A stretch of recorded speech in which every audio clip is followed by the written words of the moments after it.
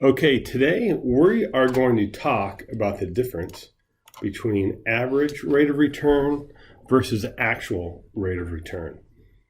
And let's see, let me ask you, if I could guarantee you an average rate of return of 25%, how much money would you invest in that? Well, let's take a look. We always like to say that we do the math. So let's do the math. Let's say that we started with $100,000. Oops. And let's say the first year our earnings rate is 100%. So our 100 doubles, and now we have 200. In year two, the volatility of the market, we actually lose 50%. So now our 200 loses 50, and we're back to 100. Then in year three, the market goes up, and our 100 doubles back to 200. Then in year four, we lose 50% again.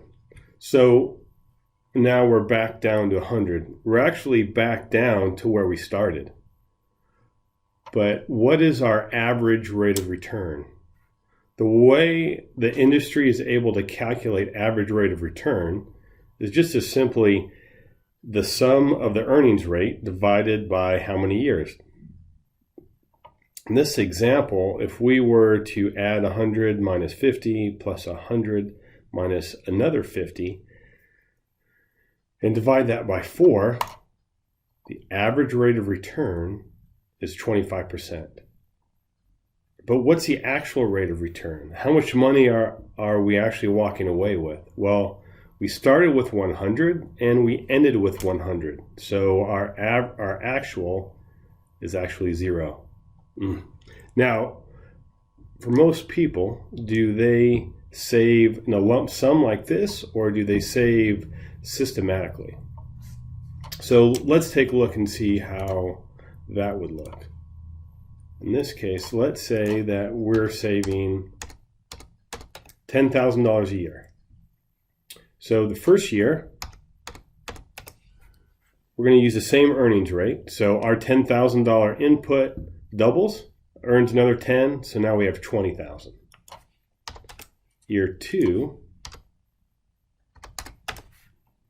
we start with 20, we add 10, so that's 30,000. Since we lose 50%, we're losing 15,000, so we're down to our end of year value is 15,000. So in year three, we start with 15, we add 10, so we're at 25, and we double. So we earn another 25, so we are up to 50. But in year four, we start with 50, we add 10, so we have 60,000, but we lose 50%, which is 30,000. So we have end of our account value is 30,000. So in this scenario, what is our average earnings rate? Well, it's going to be the same as the prior example, because our earnings rate, our average, is just the average of these four numbers. But what's the actual rate of return? Well, let's see. We ended with 30,000, but how much did we put into this? How much did we save each year? 10, 20, 30, 40. So we put in 40 and we only have 30. So let's look at the rates of return. Our average, still 25 because we're using the same numbers, but our actual is negative 11%.